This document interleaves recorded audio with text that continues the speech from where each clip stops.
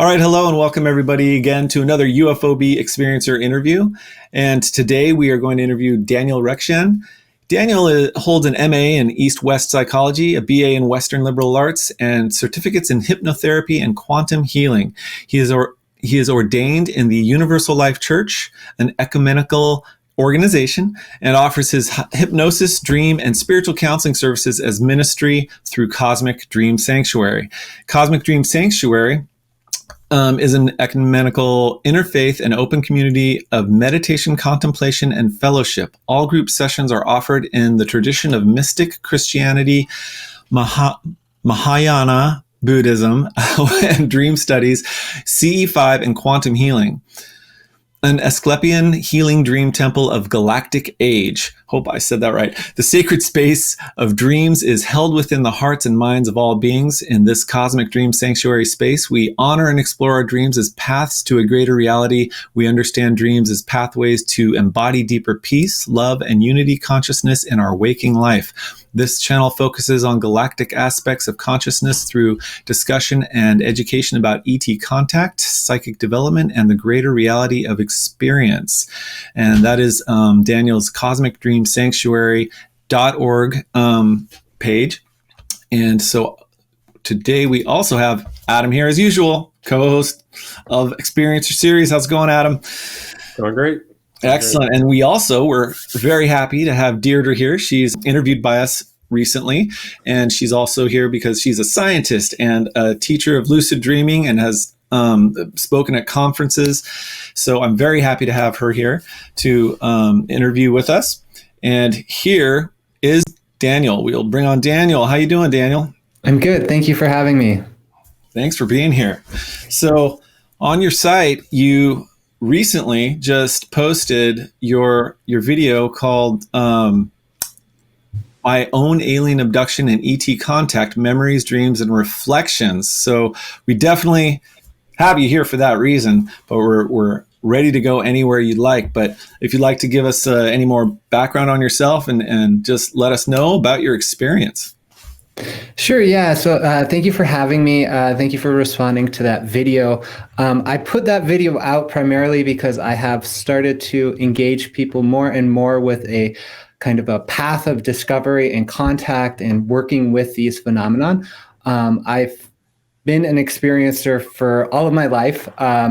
And I've actually been interested in this field since forever, really. And I got trained in hypnosis about 2014. But really, there is something happening, it feels like, in the world. It feels like it is important to step forward and share stories.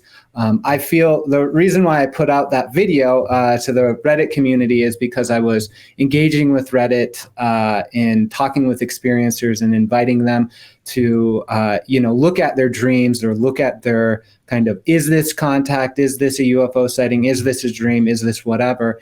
And I would say, hey, start paying attention to the dreams. They might be a little bit more real. And then I really felt it important and a step of integrity to back up all of those invitations with my own personal testimony.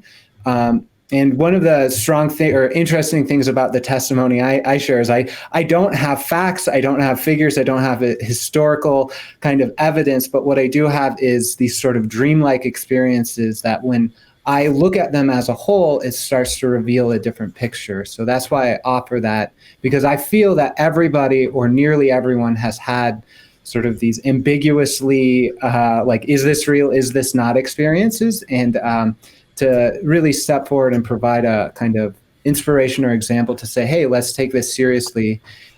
What does this mean, right? And so that really opens the space to that dialogue. So thank you for responding. Oh, yeah, we're happy you're here. I was going to ask, when it comes to your learning hypnotism, what type is it? Are there different types, and how do you do it? I know that John Mack used a certain method, and I was just going to ask, what method do you use?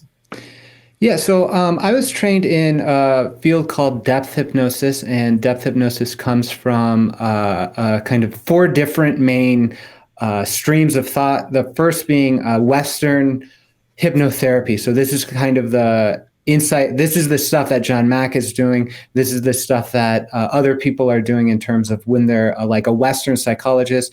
Oftentimes we look to like Milton Erickson as a teacher in that. But depth hypnosis also brings in Buddhist psychology, it brings in energy work, and it also brings in core shamanic understandings. So that's from the work of like Michael Harner, who looked across cultures to find kind of generic templates about shamanic states of consciousness and how that works. So that's where that comes in. I've practiced that. I got trained in that in 2014. Practiced that on and off until last year, or about the end of 2019 or 2020, and I really said, you know what, I'm going all in on supporting people with ET contact, because this is absolutely fascinating, and I'm sick of like pretending I'm not into this. So I really dove straight in. From there, I got contact. I mean, like literally, I was guided through what seems like telepathic promptings to an experiencer with incredible missing time. I had a bunch of sessions with this guy, started doing more and more work, and realized that I needed some more flexibility in my framework even. So I got trained in the Beyond Quantum Healing modality, which is based in the quantum healing tradition that is brought forward mostly through the work of Dolores Cannon and the QHHT, quantum healing hypnosis technique. BQH was founded by the assistant and kind of protege of Dolores Cannon. Her name is Candace Craw-Goldman. She put forward this methodology primarily as a way to enable people to practice online and start engaging new novel techniques as well. So those are the ways I practice. Right now, I'm sort of inventing it as I go. I would say one of the major critiques I have about hypnosis in service to the experiencer field is the sense that it is not like it's quantum in a way, right? So there's an observer principle, there's leading questions. These are all critiques that people have around missing time, right? So my understanding of that is that I can't get out of the way of, I can't produce an objective state of consciousness where you can like uncover specific memories. Rather, I understand it as a co-participatory journey. I'm saying a co-participatory journey into the unknown. So I'm there with you, I'm inviting, I'm creating a space, but really it's the work that the people who work with me do. And that's really what's informing the hypnosis practice right now.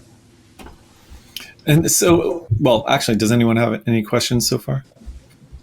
I have a lot, but I'm still processing, so please go ahead.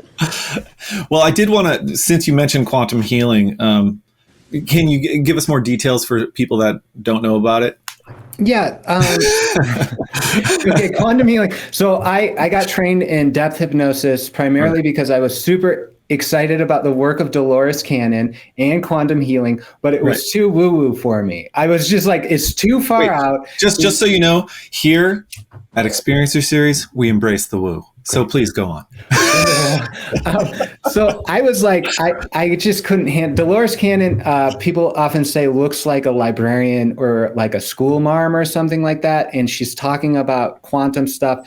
And it just kind of breaks the brain. You're like, this isn't quantum physics. This isn't whatever. Like, what is this? She's talking about starseed souls and like talking to Nostradamus and Jesus. And it's just like so far out there. So I was inspired by her work. I was inspired by that, like working on the fringe of consciousness, but I was like, that's too far out. I got to do something a little this side of things. So that's why I got started in depth hypnosis, because that really does have a strong basis that like, you can't really fault it for anything. It is woo, but it is like strongly grounded. Quantum healing, on the other hand, it's using vague psychological terms. Like Dolores Cannon used vague psychological terms. She talked about the subconscious. She talked about a higher self. She talked about, there was another phrase, the somnambulistic state of consciousness. So she says she puts people into a somnambulistic state of consciousness where they can channel their subconscious or higher self.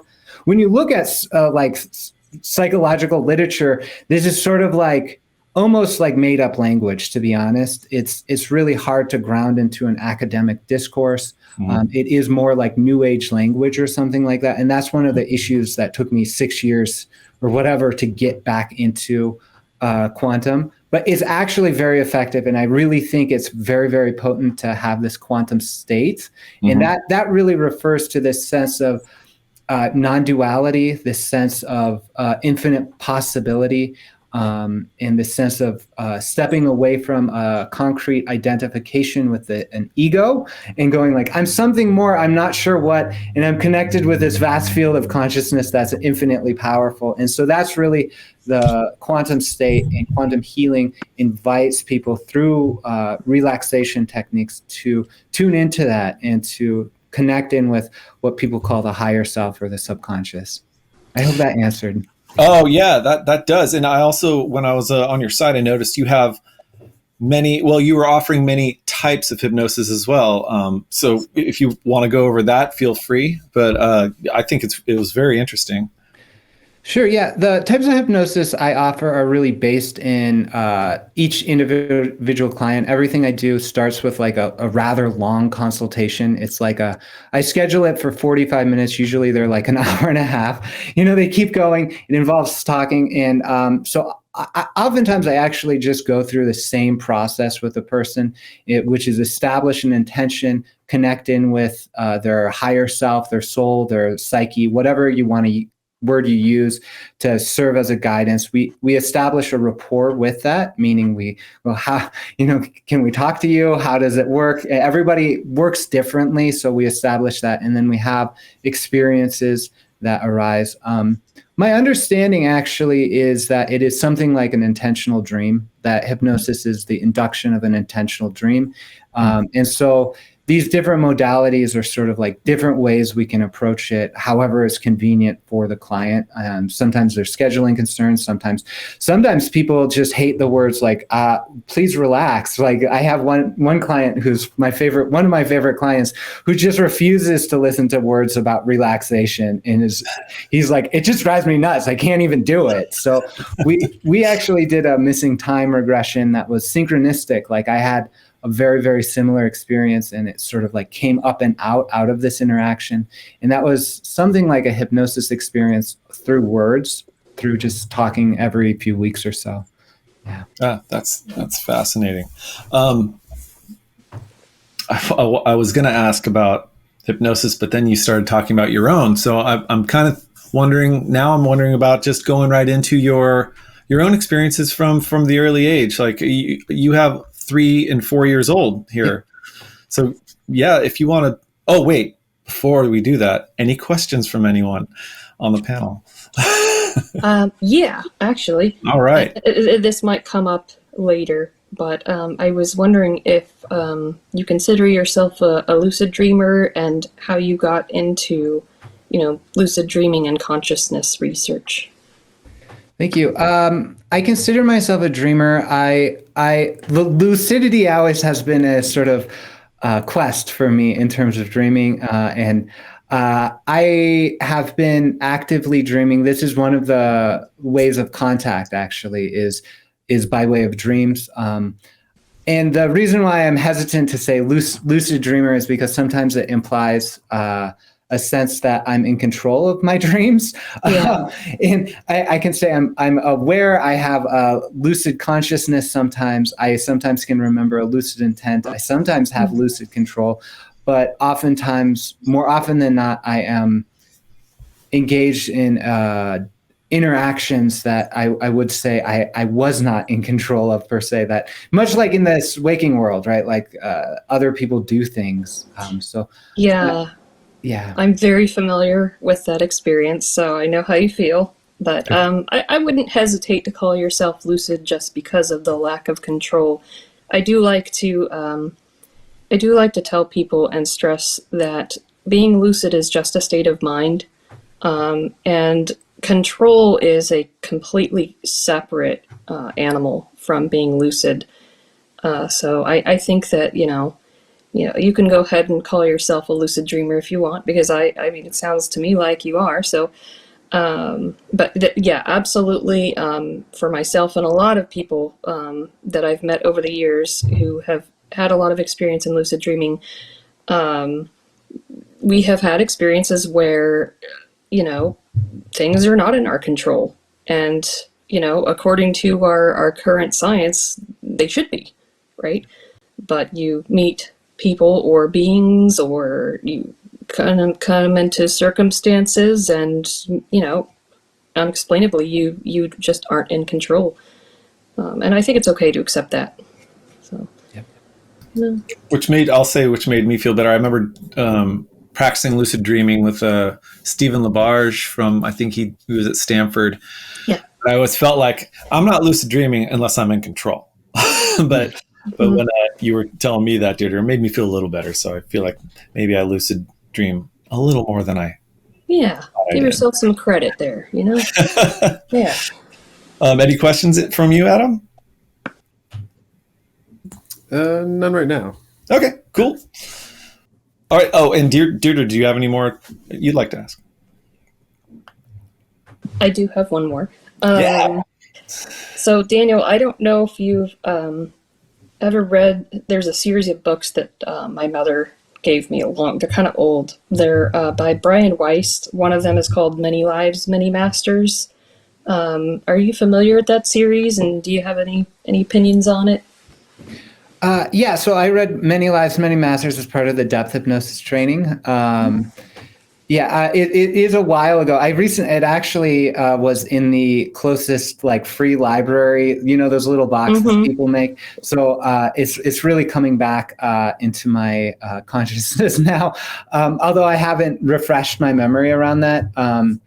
The feeling I have there is it is inspiring, right? The past life experience. I think there's so much richness around some of the understandings we might have around what is the dream world, what is the spirit world, what is past life regression and things like that. And we were talking a little bit about this multiple perspective with channeled experiences before the recording. So one of the reflections I have is there is a quality to the hypnotist as well as the hypnotee in terms of working with these things. So some of the insights that are very relevant and coming up and out of Brian Weiss versus another past life regressionist versus another has to do with the quality of a person. He was a MD, and he had a very solid background with that. So that's really interesting. Yeah. Oh, okay, great. Thank you. Yeah, I thought his work was really interesting, and it had some really good insights on. I do kind of recommend those books to people, but I'm not very familiar otherwise with hypnotherapy and things like it. I'm a little shy to do it myself. My mother has always told me to go get regressed, go see, and I'm very hesitant. I'm not sure I want to know. So, maybe I'll try it someday. We'll see. Great. I've just been putting out case studies around this primarily because this is the one major concern people have. They're like, I love your work. I'd love to do hypnosis. I'm really nervous about it. I'm not ready to integrate it. But what my first case study I put out was with this guy who has this missing time experience, where we got to an understanding that he's not actually rewatched the tape or whatever, and he doesn't want to remember actively, but he talks about the feeling of integration afterwards, and that there's a capacity to feel those things and then move through them in a way that's not terrifying and not actually overwhelming to the psyche. That was a surprise to me, to be honest, that is not as scary as one might expect. And I've gone through regressions on my own experiences too. So. Well, that makes me feel a little better. Thank you. Yeah. That's fascinating stuff. But yeah, okay. Well, let's move on to your video and your telling of your own abduction experience. So let's start from the beginning, around ages 3 and 4. Vampires and the Easter Bunny. Yes. Vampires and the Easter Bunny. Yeah. So I share all of these because it's they're a little bit typical, they're a little bit non-typical. In the video, I wanted to really parse out what was my actual memory and experience, what was my thinking around it, and what now I understand about it. So I'll kind of use that methodology here to describe it. So The memories I have is being terrified of the closet. I remember understanding that there was a portal space in the closet. I remember that there were like little beings, right, with like ovoid heads, big eyes, flat kind of features. That somewhat reminded me of the Count from Sesame Street. So I said, like, okay, these must be vampires coming from the closet. And I remember tucking the covers over my head and going like, if they can't see me, right, I'll make sure the doors are shut. If they can't see me, I'll be fine, right? As usual. As usual. So I had those memories. I didn't know. I thought, perhaps they're like fear of the dark, fear of whatever, that kind of thing. They kept coming up, though. Later on, when I was in my teen years, I started to have suspicions of abduction. And so those memories were present even then. The other memory there, and it's still in the same bedroom, right? My mom knew I was scared of the closet, scared of the dark, having these experiences. So she put a sticker of a rainbow with like a sun. And she says, if you ever get scared, you can look through this rainbow and know that God is here, that he loves you, that there's light. And so I was looking through that sticker and I see this thing. I'm on the second floor window, right out the window. I would look out and then I saw there's this thing coming from the street slowly towards the front door. And I'm like, what is that? What is that? And I had several cycles of like, what is that? There was a sense of, I would say, density or shimmer to it. And I had as it approached the front door, it was sort of synchronistic with my thinking of like, what is this? And I kept going. I had different ideas and none of it fit. And then I said, oh, it's Easter. It's about to be Easter. But this must be the Easter bunny coming to leave whatever eggs. And then as it did, it shifted my perception of it, right? So these are sophisticated words I'm using for a memory of an experience I had when I was like 3 years old, but it had a shift of experience. And I would say it felt agreeable to the situation that it was the Easter bunny. And then we both decided this is how it is. So this was like, I think, a generation of a screen memory, because when I woke up the next day, I let everybody know I saw the Easter bunny, that it had a bow tie on. And I have a twin brother who's been really helpful in corroborating a lot of the memories I share. And he's like, I remember you saying you saw the Easter bunny and that everyone didn't believe you and you kept insisting. And I thought he must have really saw something because it's such a stupid lie. Yeah. Yeah. So that was the first really encounter. So that would be in itself is like a screen memory, a sort of portal space kind of based on suspicions. That's enough to go like, hey, there's an abduction or something like an abduction. But I don't actually remember. I did do self-regression on the portal experience. The Easter bunny to me is clearly it's a visitation of something like an extra dimensional being. The establishment of the Easter bunny motif is something like a negotiated agreement as to what is acceptable to my psyche. And that's I think a lot of people who have screen memories go through a similar process of going like, what's acceptable? Okay, that's acceptable. There you go. And how did that Easter bunny resolve? You saw it walking, but that's as far as anything went. I'm sorry if I missed it. Oh yeah. That's a really, really good question. I actually scan over that in my memories and in my discussion, like what happens. At most I remember is it sort of came to the front door and that's it. Okay. Right? The next thing I actually remember is talking, telling people about it. But again, I mean, who knows what happened in between. But those are the only memories I can report on. Wow. Okay. And then you had another one at age 14 as well.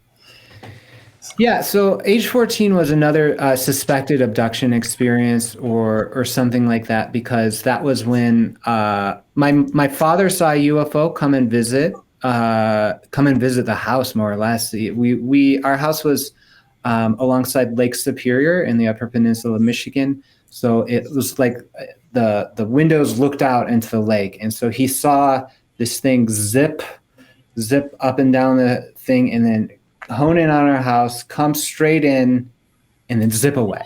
That's what. And so he had an experience of telling everyone about this UFO, thinking like people would believe him, and then people going, your law career probably is more important than people believing you about UFOs. You might want to stop that. So he stopped that. But I talk about that because at the age 14, I observed shifts of behavior. So I became a vegetarian. I became more or less obsessed with like Egyptian mythology. I started reading science, philosophy, religion.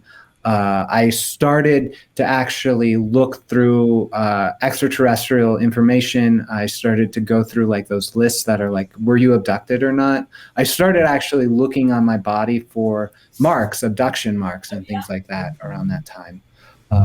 In my teenage years, that's when a lot of the dream experiences started coming up. And there's a few dream experiences. I mean, one major one that I identify now after having encountered a lot of the like secret space program or like reptilian motifs coming up is there was a series of dreams involving like a reptilian being, scaled face, green, very potent, that ended with him like eating me alive. So that was really potent. That was on that happened in a dream space that is right on the beach. Actually, it's like at my childhood house on the beach in front of the house, between the house and the lake. Is a glorious dream image, right? Like there's a star field that's very similar to what I've got in the background. It has a quality you would say is numinous or luminous. So there's like people talk about discerning between like the everyday waking dreams and the big dreams, right? So this is, and this definitely in the big dream space. And this is another space where I have seen catastrophic destruction motifs, which are associated with ET contact through dreams, and also with this first time I met a giant woman that taught me things and still sometimes teaches me things. And so she's actually shown up in dreams in the last couple years, taught me about portal systems, taught me about star maps. And I thought this was ridiculous. I didn't know how to relate to this except for I was recently watching the We Are Disclosure YouTube channel. There's a woman who talks about ET contact in the UP of Michigan, and that there is this giant sculpture of a woman holding like a crystal orb that her friends found in the lake, or like drove over, and the Coast Guard did a sort of Men in Black thing to them and was like, you should know about this. And since then I was like, oh my God, like what if there is some sort of intelligence or connection in that lake? Again, these are sort of dreamy sort of experiences that aren't necessarily extraterrestrial. I didn't know how to make sense of them.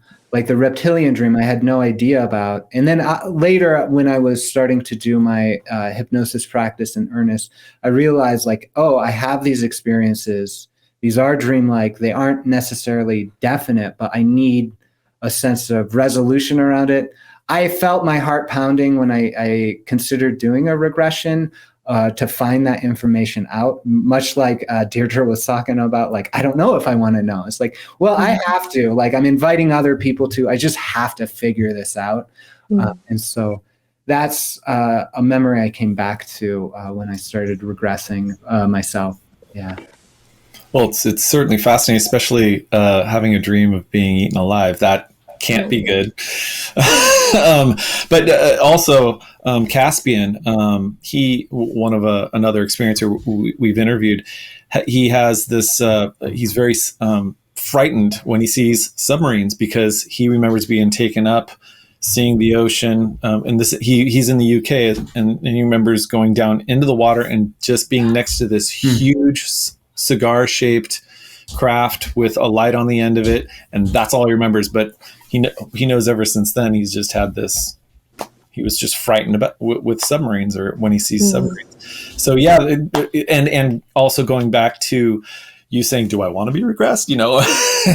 It seems to be certainly a pattern with experiencers who say, I don't know if I want to remember this. They get really bad feelings about it. So it must be interesting for you as well as a hypnotherapist, working with people that still have these feelings. They're still on the fence, even though they're working with you. Yeah, and it really is like an invitation to a different worldview and a different experience of the world. It's not just memories coming back; it's actually the world changes.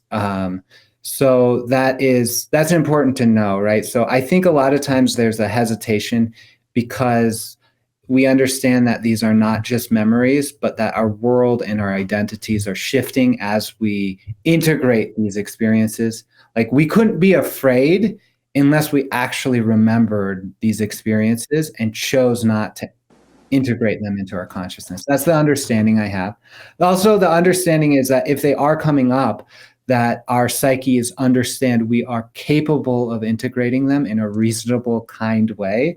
I keep coming back to that as a practitioner because I can't, like, if I thought there was risk in people doing this, then I wouldn't do this sort of work. So it's sort of like the subconscious, the conscious mind is censoring even these intuitions.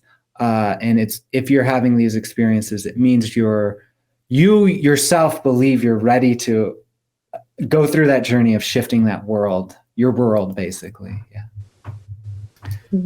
That makes a lot of sense. I can see that. You talked about screened memories. It's interesting because the way that I talk to people about lucid dreaming, and some of the deeper experiments that we've done with dreaming and consciousness, we've found that we have to live in an objective reality, right? We need to have a shared reality that we can all agree on so that we can function. But ultimately, everything that we see and do and experience is subjective, and everything we do, scientifically speaking, has to start with observation. Observations are inherently subjective. So I think that, the kind of things that you're doing and some of the kinds of things that I do are basically that. We may not have the capabilities or the tools to have an more objective or, measurable, sense of reality, but we can go through and at least observe what we observe. We can write it down. We can see what things are similar. We can gather that data. And I think that's extremely valuable because even just listening to you today, I can think on some of the things that you've said and recognize some of them, which, if there's nothing going on there, then we shouldn't be having these shared experiences between people who never met before, right? Yep. And I've found that happening over and over again. If you sit down, like you were saying before, if you sit down most people and really get them into it or help them remember their dreams, at the very least, you'll find that everybody has those so-called big dreams. They'll have those, it maybe even just one or two in their whole life, but they really stick out, and they'll say, that felt more real than real life. Like, that felt like, really important, and I can't explain why. Or, I saw colors that don't exist, in our world, and things like that. And almost everybody I've spoken to, who makes an attempt to remember these things can find them in their history. So I think that everybody has that capability, and I'm really happy that you kind of share that view. So, but yeah, I just think with the memories, each human being, our brains interpret what we see in a way that we can understand. And so if I see a barrier, I might see it as a brick wall because I, live in a more urban, suburban environment. But whereas somebody that, has never lived in maybe a city, somebody that's lived in only a countryside or, way far off might see, like a simple fence or, something more familiar to them, because your brain sometimes it's just not capable of interpreting something as something totally out of your perception, out of your familiarity. So it just sort of goes, well, this is a close approximation. Here you go. And so I kind of wonder if the screening, it could be intentional on the part of the ETs in this example, but it also could be just as easily your own brain just trying to make sense of something, and putting it like the Easter bunny, putting it in some kind of context.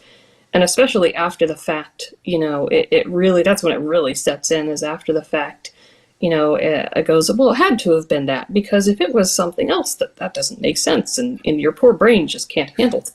Exactly. I almost want to say it could be complementary, because, like, say when we interviewed Corey and Caspian has said similar things. Well, after their alleged abduction, like, say Corey was in his front yard and looked at the door and went, "Oh my gosh, the door's locked. How am I going to get in the house? I'll wake everyone up. This is ridiculous." And click, click, click. The door unlocked and it opened on its own. So it's quite possible it's kind of a complementary thing where the ETs could possibly be listening in on what you're thinking. Like Daniel thought of a rabbit and they're like, yes, let's go with a rabbit. Yeah, I think that's a string memory. I absolutely see that happening. But, yeah. Yeah. And since we're on that regression, also you did note about a regression when you were in a hospital type room strapped to a bed. Daniel? Yeah, so that was the regression experience. I had two memories associated commonly with the medical ET experience. So the regression, the self hypnosis I did was related to the reptilian memory of being consumed alive. What is that about? What is that about? I wrote, I made a self regression tape. So oftentimes I pretend I'm my own client. Sometimes I actually do work with practitioners to help me with regressions. And I have a couple of those on my YouTube channel. So just because I think it's important to share my own experience and be vulnerable in that way. But in this case, I did a self-regression. I made the tape. I made the spaces for me to have experiences and stuff like that. And so what I found was I was brought into, like, when I did the regression experience, there was two sides of that dream. One side was my own experience feeling consumed in this like big dream type way by a reptilian. The other point of view was the reptilian point of view. And this gets really, really far out. It gets really oriented towards the like secret space program motifs. Personally, I don't know how I relate to them actually on a kind of an objective level. Somewhat, I think they are somewhat like dream imagery that we're all experiencing together. Sometimes I feel these regressions are meaningful stories to help integrate. Sometimes I actually feel they are physically based. So I always talk about process of interpretation with the regression. This is a little bit of a preamble, and thank you for your patience around that, because I feel it's really important for us to be honest and integral with how we're relating to these hypnotic testimonies. Absolutely. Absolutely. Well, real quick, I also want to say that Adam and I have talked about this, where you were talking about the secret space program a little. I believe that our military has not only been doing the secret space program for decades, but it's also interdimensional. They've figured something about the interdimensional aspect and consciousness. I mean, it can be both, and it probably is, because we know that the ET abductions and stuff have seemed to be both physical and a consciousness based. So I'm sorry, go on. Yep. Thank you. Yeah. Good to hear that yes. So the experience with the regression, I went into it. It's like I called forth a deeper understanding of what that dream was. And then I found myself in the hypnotic experience. And this is sort of like a daydream, imaginal experience unfolding. I found myself being in the eyes of a large reptilian being, actually, that was strapped down to a medical bed. I could look out of its eyes. It was surrounded by like men in military uniforms and also like the medical experience. And I was able in that regression state to communicate with that being, the reptilian, who communicated some information as to like what was going on. And so just sort of without censoring the information, he said, all right, so you're in like this deep base underneath the K.I. Sawyer Air Force Base, which was located near my hometown. It held like nuclear warheads in the stealth bomber. So basically that information came through with the regression. The reptilian was like, if you think it's bizarre that we're here, don't. I mean, there's nuclear warheads. Of course we're here. And so he basically gave the information that he was scanning the region, sort of like a psychic radar. You know, they have sort of these psychic capacities, and they saw the UFO that my dad saw. This reptilian in the regression said that UFO was Pleiadian in nature, right? So it's Pleiadian nature. It's checking in on me. It's checking in on because those beings have had an interaction with my mother's line for a while, who exhibit psychic behaviors, right? So that's another kind of thing that's like they have psychic stories, and so they came in to check in. And then they left, basically. And then the reptilian came in, they saw that, and they said, oh, okay, great. We can now start working with the like a Pleiadian soul, basically. And or like, let's do what we can with it. So it tried a process of that consumption process is sort of bringing in the consciousness to the reptilian body in order to explore it or understand it, or like basically like get its secrets or something like that.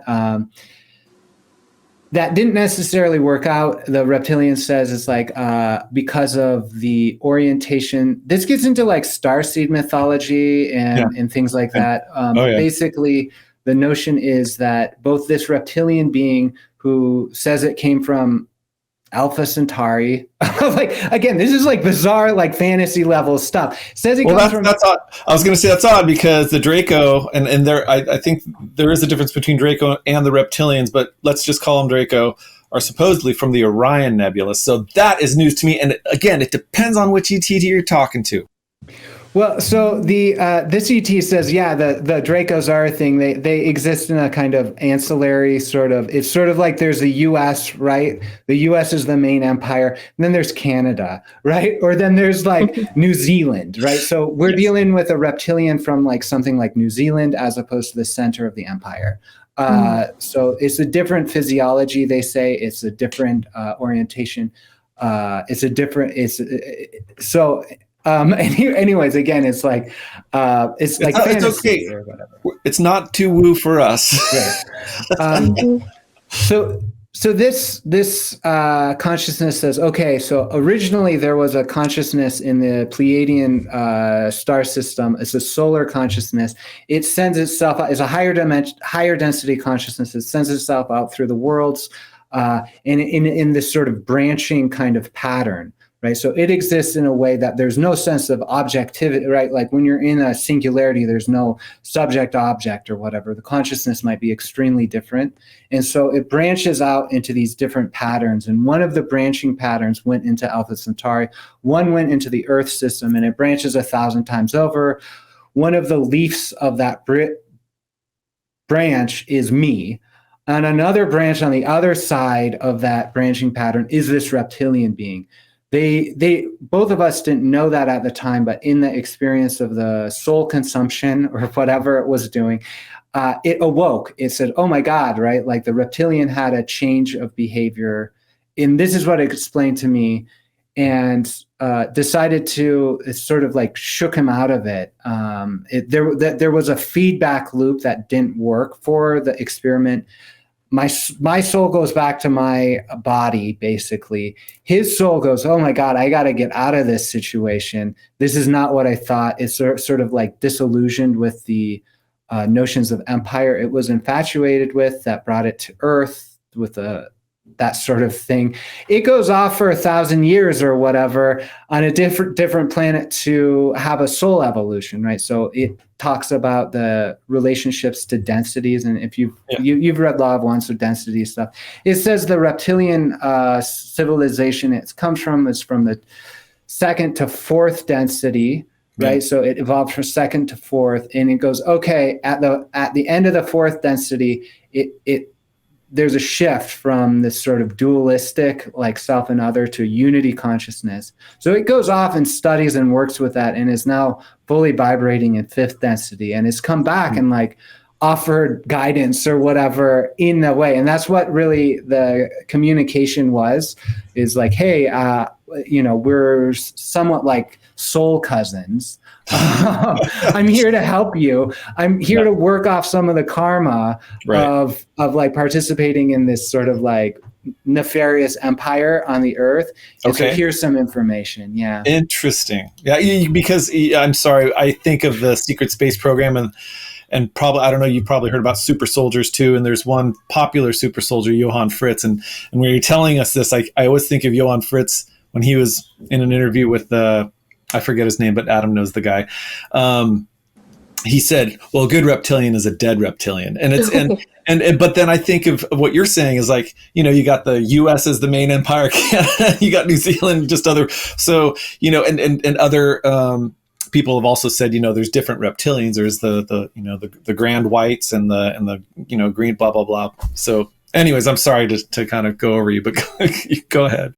Yeah, that's totally fine. That leads to one of the things that this consciousness, and again, it could be something like my own dreaming consciousness responding to secret space program stuff. Who knows? I'm not going to say definitively or objectively, but it also points to something like you use the word, like in my description, an Asclepion temple for the Galactic Age. So Asclepius is the god of medicine and dream, ancient Greek god of medicine and dream. Yeah. His symbol is a snake spiraling up the staff. He is a shapeshifter. He is literally a shapeshifter. He is literally a reptilian shapeshifter that's at the heart of Western medicine and Western psychology. So we have to really call that forward and identify that. We also have to call forward the notion that we have a reptilian brain and the reptilian core. So I would challenge anyone who says that a good reptilian is a dead reptilian is sort of is not yet integrated with some of the deeper aspects of psyche. I hear you in that. I guess you just also have to listen to some of, again, it's the objective and subjective listening to some of their stories. I mean, some of them are just amazing and way out there. And like I've said before, maybe the secret space program is interdimensional and some things are happening we can't see. But anyways, I don't want to bog down on that. But still, the idea of let me see if anyone else has any questions, please. Yeah, just generally, really discussing, even in like UFO communities, discussing like physical reptilians or interdimensional reptilians is kind of controversial to an extent. But I like how you mentioned, really, you're seeing this archetype that's really changed over time, and it's quite ancient. And there's many other cultures too that had reptilian-esque lizard or snake shapeshifters that are prominent throughout the globe, thousands of years old. And I always like to highlight that we're really still talking about this archetype now. And most of my experiences have been with reptilians, and it's bizarre. And there is a good amount of diversity within those experiences. So I'm just curious, like how you mentioned, how you had this this connection with this reptilian, and you're perceiving through their eyes per se. Did you receive like feelings? Did you get their personality or characteristics or anything else like that? Was it almost as if was it almost more than just a perception? There was feelings involved. I'm just curious about that experience, just a little more detail. Yeah, so in the regression state itself, I would say it's something like a remote viewing experience, a sort of bilocation of my consciousness into that body in the guise of being strapped down to the bed, surrounded by the military and the medical personnel in that sort of medical room. So that was like a sharing of the vision experience, but it was present in the way that so I've been trained in like psychic mediumship as well, just not by like desire, but by happenstance. And that was another thing that's been a blessing in my life. Like I had an experience of like all of a sudden seeing ghosts and knowing about ghosts, which was like a strange thing. And then I was like, okay. And then all of a sudden I was invited to house sit at Lilydale, New York, which is home of spiritualism, American spiritualism, and that psychic mediumship. And I'm talking about that because they do a lot of training around how we perceive things. So are we clairvoyant? Are we clairaudient? How are these spirits presenting to us, right? So it gave me a sense of sophistication and understanding, like, is this an imagination? Is this intuition prompting? Or is this something else? This being presented in the way of like a ghost or like a spirit might present to me. And so in that way, it has a sense of gravity. I often perceive it as, I mean, like it feels like being in the room with somebody. In the regression experience itself, it was providing me information in real time, as opposed to the information. I didn't go back and I didn't, in that experience itself that I regressed to, I didn't have any understanding of it. I think I was kind of out of my mind sort of thing, not knowing what's up. I mean, my experience was the dream experience of being consumed alive. That's what I would say. And then all of the additional information comes from this lens of consciousness, this reptilian lens of consciousness. It has interacted with me since. It's provided me information, a couple times. It's given me, like, I was like, I could ask it questions and it would respond. And I mean, one of the last times I actively I just sort of had a laugh out loud as to some of its information. Like, cause it was like, I was like, how do you clone how do you get new bodies or whatever? Cause it was talking about living from the second to fourth density and like not a reincarnation cycle, but like a cloning cycle. And like, he gave me an answer. He said eggs in the ground. And I was just like, what eggs in the ground? Okay. Like, what do you mean eggs in the ground? And he's like, yeah, we clone our bodies and they grow from eggs in the ground, and like provided more information around that. And it was just too far out. He's actually like, I mean, it's one of the consciousnesses that I work with as the sort of guiding consciousness now, in terms of working with some of the more scary aspects of ET contact, right? Like sometimes I have clients that have like scars and bloody things and like scoop marks or whatever. And I go like, oh my God, if I work with them and tell them how, like invite them to go through processes to disconnect from that contact, could there be a revenge cycle? I don't know. And this is the consciousness that goes, no, you're fine. I'll work with it, and that gives me the confidence to continue working with kind of the darker aspects of ET contact. You have, when it comes to eggs in the ground, it makes me think of other things I've read that at a point it becomes, there's no death really. It's just they move the consciousness from one vessel to the other. It's fascinating. I don't know was that mentioned at all? Have you ever heard that from your reptilian or anything else anywhere else? Yeah, he moved from vessel to vessel. It was the same clone body, it was the same genetic or whatever. It was they had a very, very static society for 2 to 4th density, and it slowly evolved over time, that sort of thing. Yeah, it's fascinating. Oh, I'm sorry, go ahead. Oh, I was just going to talk about like human experience and like past life regression and stuff like that, because we do actually have in the historical record in the Western canon of like liberal arts and psychology, we do have an understanding of like incarnation cycles, and I do want to point out that like a lot of the like Christianity, this like central theology of the last 2,000 years or whatever, says like there's a heaven and a hell. But actually, when you look at text and from like Christ's time up to like 300 AD or something like that, there is a notion, and it's not necessarily against reincarnation, and some even of the Gnostic stuff talks about reincarnation. And it's only when the empire, right, gets in and starts burning books that we stop losing this notion of incarnation, which I find to be kind of illuminating, right? So based on that, we might have the hypothesis that we ourselves have the experience of going from vessel to vessel and having a more enduring and immortal state of consciousness. Well, I know it's really interesting to have heard and read. I think it was Masquerade of Angels, where I forget his name in that book, but he remembers seeing his own clone. They cloned him, and they moved his consciousness from one body to the other. I could be remembering that wrong, but either way, I've heard of abductees having that happen, where also they'll come back from the event and no longer have allergies to wheat or whatever, because possibly they've been cloned. We don't know. It's a fascinating thing to think about. And then on top of it, as you're going to reincarnation, I'm convinced reincarnation happens.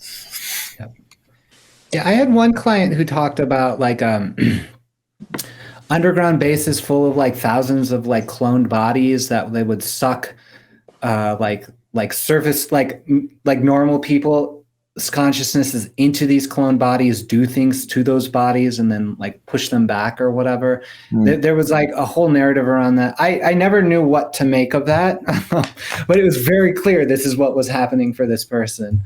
Yeah, and it's funny. I'm sorry, Deirdre, real quick. It's funny you say that, because I know that after Matt Hurley's interview with Bad Aliens, he not only had Marshall Vian Summers as suggested reading, but there was another person on YouTube. I'll put it down in the description. I think it was Alien Protocols, but he remote views, I believe, and he he has a picture of an underground base, a big bubble, and all these little tiny vessels with little hybrids or some clones growing. So it's certainly a common theme.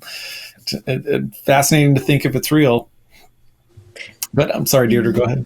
Oh, I was just going to say, I've certainly had a couple of experiences that relate to that, where my consciousness was deliberately put into something else. I assume temporarily, but on my end, it's a little difficult to tell. So yeah, I mean, absolutely. I think that's a capability that they have. Where I was told basically, this isn't going to hurt. It's going to be like playing virtual reality. It's going to be fine. Which I was like, I don't want to. But yeah, I think it was almost like a test run or something at the time. I felt like, to see if it would work for me specifically. So yeah, I mean, I think that's a common experience. It's really, really interesting again that, you have people who've never met before, and a lot of these things, I think the argument from the skeptic side of things would be, well, it's sort of in the collective unconscious. It's sort of in the, you're seeing these in TV or movies, and it's getting into your brain, and then it comes back out again. But I just don't buy that, because it comes from people who don't consume that kind of media. It'll come from, you can dig it out from experiencers from hundreds of years ago, and their journals. So, where does it come from then? Well, we didn't have sci-fi, back in those times. No, yeah. So, when I see those common experiences, that tells me, something is going on. There's no denying that. Yeah, and I'll just say real quick, Bud Hopkins noted that there were plenty of abductees he interviewed that were in towns and stuff that didn't even have electricity. I mean, he I don't know whether he had gone there or he had studied other people's studies of it, but I could swear he said that he knows that there are plenty of abductees that lived in places that did not have broadcast TV and radio, and they still have the same common themes in their abductions. Yeah, exactly that. Yeah.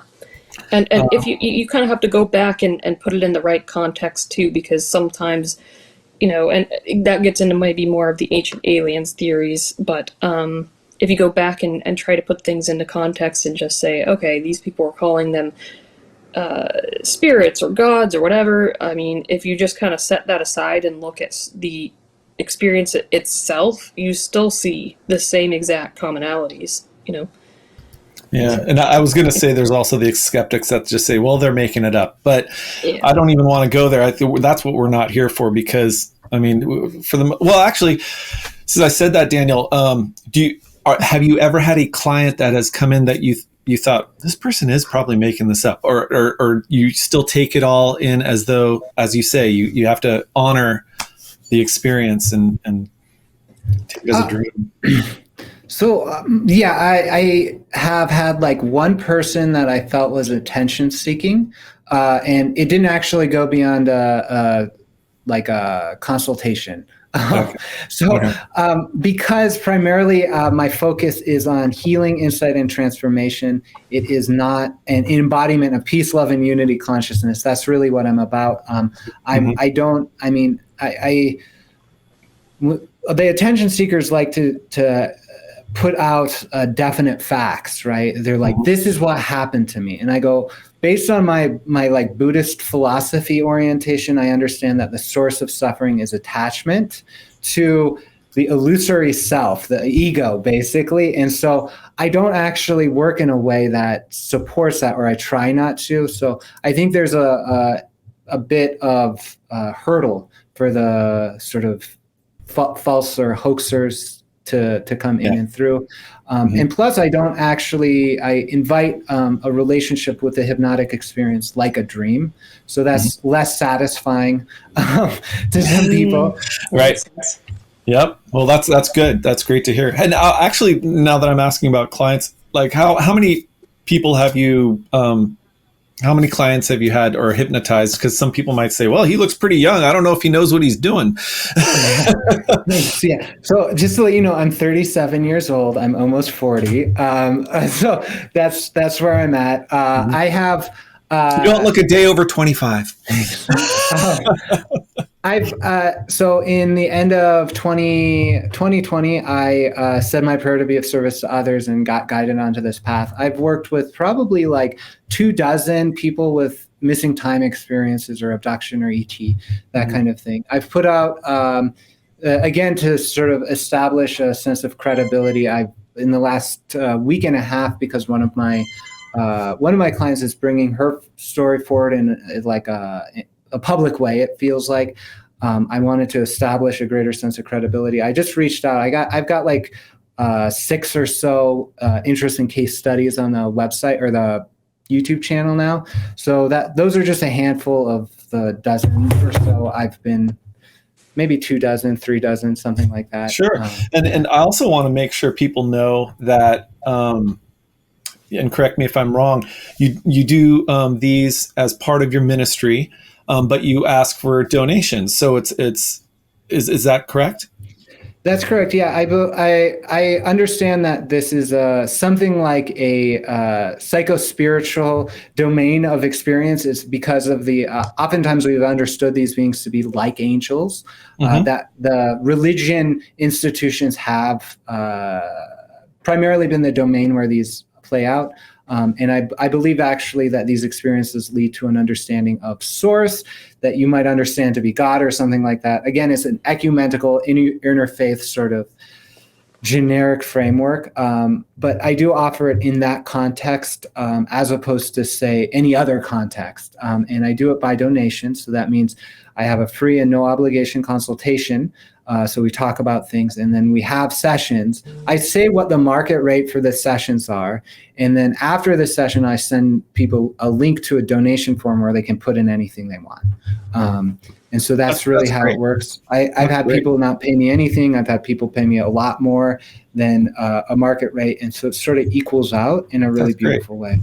Great. Well, I know that maybe I'll send Lori Rayfelt your way, because I don't know if you know who she is, but she worked or she was at RAF Woodbridge, and she had her sighting.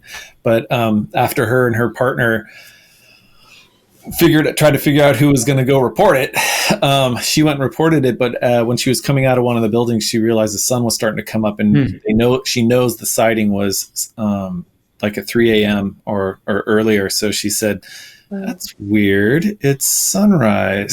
so she's always wanted to be regressive. So I'll send her your way. Great. But I'm sorry. So any questions from anyone else before I ask the next? Oh, and also we are at an hour. Wow, time has flown by. It's an hour and 5 minutes. So you're still good to go for another 25 or so minutes, Dan? I'm good. Yeah. Great. Any questions from anyone? Yeah, actually, I'd love to hear about what you think about the possible overlap between experiencers and what traditionally is thought of as shamanic experiences, if you're familiar with that. Because when you talked about the dream of being consumed alive, all I could think about was how my husband is half Native American, so I'm a little bit familiar.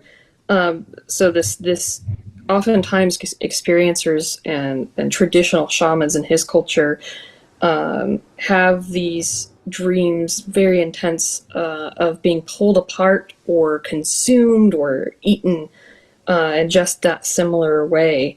And then in his culture, that would mean that you would be considered a shaman and a go-between for the community and the spiritual aspects of life. So I'd love to hear your opinion about that. Yeah, I think some of the experiences are, in my case, actually, I understand them to be shamanic in nature.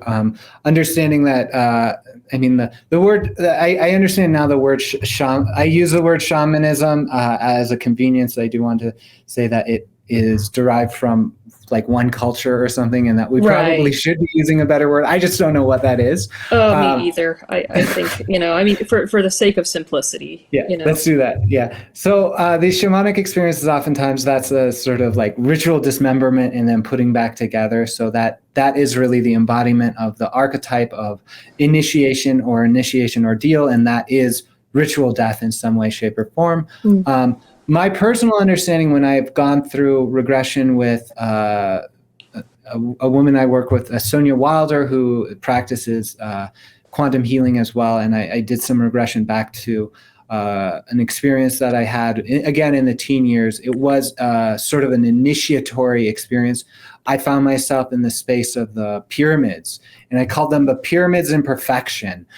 So not like an individual moment of time, but actually there were like deities and gods and all sorts of things. And it was literally an initiation experience of some way, shape, or form. I think primarily those were, for my experiences, being on the path of like this work of passive. It's something like priesthood, it's something like healer. And so I needed those experiences in the past to do the work I'm doing now. So I think in some way, yes, it is an initiation experience. There is an invitation with any of the experiences that happen is to have the person who has experienced them to understand them in their own way. So for me to say all abduction experiences are shamanic initiations, I would say maybe not, but they do follow the pattern of like ritual death to a innocent self, let's say. So the innocent self that we exist in a world of 3 dimensions and historical time. I'm just this being, and there's no other aliens there's no other people from space or something. That naive self dies, and it's an ordeal. And then to come back together actually is sort of a process of ally making with those consciousnesses that were involved with some of the contact, and also healing and integration in a way that it brings you into a stronger capacity to be present. And in that way, I would say that most of the integrated abduction or abduction experiences or contact experiences may be understood in that way. But again, someone who has the genetic harvest experience associated with abduction, the bad alien style thing, that may or may not be understood to be shamanic initiation. I would say there's an invitation for that, and that invitation is a path of healing and integration. Yeah, that's a great perspective. Thank you. Yeah, I love that. And you know what? While we're on that, I think I can work one of Caspian's questions in. He asked, how do you feel about negative and harmful encounters as opposed to that which we simply find distressing for whatever reason? So yeah, that's a great question. I have a little bit of a few answers to that. As a practitioner, I understand. So I approach this in two ways. One is a way of non-judgmental listening. So someone comes to me and they say they had an interaction with a negative ET. I go, just like all sorts of, just like human beings, ETs all have a variety of agendas and they have a variety of orientations. So that's one aspect of it, right? So there isn't a sense of, I don't want to minimize that experience because it's extremely traumatic. It's impactful in the world. I talk to people and, even every interaction I have expands my own perspective and going, wow, that actually those are real events that happen to people in a traumatic way, these interactions with the bad ETs. That said, there are a few ways to understand that. And so I understand it oftentimes by way of my experience as a past life regressionist, not necessarily as a ET hypnotist or whatever. This is from before I started. It's like just working with people.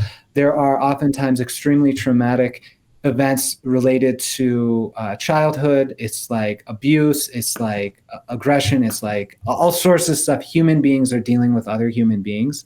Mm-hmm. And so one of the experiences that I've had is working with people, integrating those traumatic events of abuse and things like that into their life now and healing from it. And this is just in the human domain. Mm-hmm. And so they oftentimes, even if we don't step outside of the context of this life, they come to an understanding that the experience made them stronger, that it made them who they were in some way, shape, or form. It's not saying that they would want to relive it, but that there is value in relating to it. Now, when we bring in the context of multiple lifetimes, it gets really weird because, right, so now there's a soul or something that incarnates in different aspects. And so one of the things that we get to from anyone who does past life regression is an understanding that there's karma, that we flip-flop roles, that the experience here in this world is sort of like a play, and that sometimes we like to play the hero and sometimes we like to play the villain. So in that way, we have an invitation to understand that the negative experiences of being victimized by aliens, right, the archetypally the other, right, this is an orientation. This might be actually something like that. That's my understanding. That's my intuition, is that there is some level of consciousness where you can step outside of the role of victim and victimizer and go to a deeper thread that understands it both. And this way, we might define this as a non-dual aspect of consciousness, meaning it steps outside of the duality of good and bad, and that a victim and victimizer, and that you are actually both in some way, shape, or form, meaning like in my experience with the reptilian versus the Pleiadian aspect, with that thing, I was invited to identify with that solar consciousness that incarnated into both streams. And then I go, oh, I get it. There's so much more than this thing. The other thing I say around the sense of bad aliens and victimization and stuff like that is that we have a choice as to how we relate to it.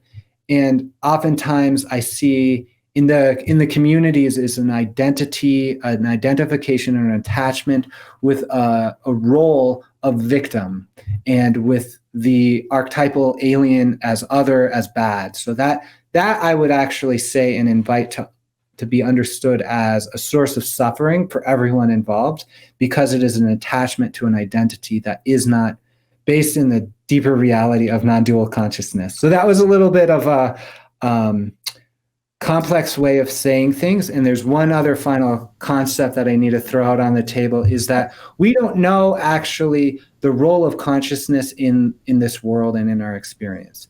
And the reason why I talk about this is because something like the observer principle, we know that by observing a system and by relating consciousness to a system, we shape that system and we cause it to be something. So my hypothesis here is that when we relate to the bad aliens or the negative aliens in the way of attachment, we are causing them to continue to be in that state in our experience. And so if we let go of that, we might see a more neutral experience unfolding and have more freedom in our experience, and may not actually permit the victimizing activities that are an issue. Yeah. So yeah.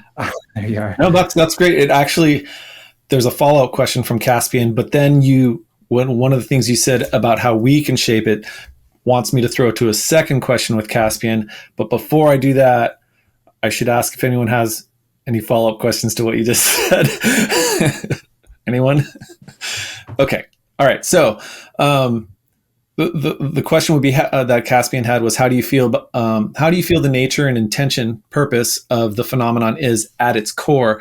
But the next question that I want you to go back to, because you mentioned how we can also shape it, is he asked what your thoughts about the concept of tulapatic, the tulupas, or psychokinetic manifestations. What degree do you feel there is between our influence on how we see them, or they present themselves to us, and their independent or external reality to our consciousness? That was a lot. I might have to ask that one again. But how do you feel about the nature and intention, purpose of the phenomenon is at its core? Yeah, so at its core, I understand it to be something like, and this is again from my own personal experience and perspective and kind of religious experiences and mystical things, is understanding this whole world as something like a dream. So I look to dream experience and I go, okay, when I am in a dream and I'm not lucid, I am very attached to my dreaming body. And this may or may not be the body I have now. I might be older or younger. I might be someone else, and I might not even recognize it. And there may be good characters and there may be bad characters in that dream. And those characters may have a specific agenda to communicate something deeper about myself to me, to invite me to an experience of healing, insight, or transformation. Or to oftentimes, in my case, is to wake up to the dreamlike nature of that dream experience. I've literally had simulation dreams that have been run over and over and over again. I've had visitation dreams where I go, this is an ET. I don't see ETs in my waking life in the same way. I must be dreaming, and I wake up to it. So in that same way, I go, this whole waking world, this whole waking experience is dreamlike in nature. And that the phenomena is an expression of the dreamlike nature of our waking reality, and that at its core, it's inviting us to wake up to a deeper identity with something we might call God, something we might call the universe or source or something like that. I say it's like a wake up to the fact that we're the dreamer dreaming everything all at once, that sort of thing. Yeah. Oh, that's excellent. Okay. Well, okay. So any follow-up questions from anyone? Well, that does actually sound a lot like some of the concepts in dream yoga. Am I correct there? I think so. I mean, I think so. Absolutely. This isn't a new perspective, honestly. Like I look to some of the older stuff, the dream yoga, yes. And then also I've been getting into the work of Giordano Bruno, who had sort of, I'm like, wow, he's like a very modern kind of perspective, but he's from the 1600s. And it's again, like a Platonic mystical Platonism and stuff like that. So it's like Gnostic in nature too. So it's like a common theme that keeps coming up, and our culture accepts it or doesn't. Yeah. Right. Yeah. Okay. So then your thoughts about the concept of tulapatic and psychokinetic manifestations. What degree do you feel there is between our influence on how we see them, they present themselves to us, and their independent external reality to our consciousness? Wish he was here to just ask you himself. That involved a word tulupa, is that right? Yeah. Tulupa. Tulpa, right? Tulpa. I'm sorry. I think it may have been spelled wrong here, but either way, tulpa. Yes, I'm sorry. And let me. What is that exact? How would you define that? When we manifest things on our own through our consciousness, like they say that people in groups can manifest beings, and it's that tulpa like. But go for it. I love that question. I engage in radio contact, so CE5 radio contact style. You have two shortwave radios tuned to the same frequency. If one responds and another doesn't or whatever, then something fishy is happening. My theory is exactly that. It's a physical medium experience. My aura is shifting that in some way, shape, or form. Nobody likes that theory that I talk to. Everyone says, oh, it's the ET's beaming stuff. But I go, oh, it feels to me like I'm doing it. I don't know how. All that said is we are dealing with time traveling, telepathic, spacefaring entities that are trickster in nature, that reveal themselves in dreams, in dreamlike experiences. We see that the alien abduction and the ET contact often happens in sleep and dream spaces.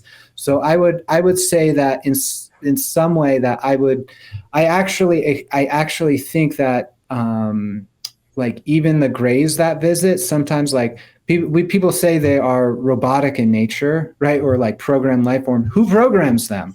Well, I mean, some aspect of our consciousness might be at cause there, but the sense is like I don't actually know. One of my favorite theories around this comes from Sean Esborg Hargens, who has the Exo Studies Institute. He put out a paper called Our Wild Cosmos.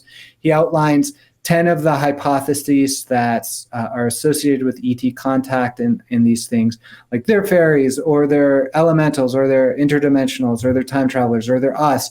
He says it's all everything all at once, right? And so in that way, I found that the phenomena invites us to a deeper identity with like that God consciousness, that dreaming, the cosmic dreamer, I sometimes call.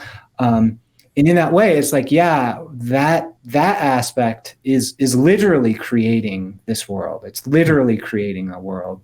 And so it's sort of almost from that perspective, these individual human egoic personas as causal agents to these phenomena is sort of like a fiction. It's sort of like having a sock puppet saying it, and it could, the sock puppet could call for all sorts of events and things like that, and other things might happen, but ultimately you're the person behind, you're like the Wizard of Oz behind the screen or whatever. Yeah, it's interesting because it reminds me of one of the members on Discord posted something that was 8 or 10 years old from an insider, and the insider said, well, you know, the elites in charge, the cabal, I don't know, I forget what he called them, said when they looked forward in time, because apparently the military and whoever can look forward in time with their little chronovision or whatever it is, I don't know, but he mentioned that they saw that when they look forward in time, no matter what they did to try to change the outcome,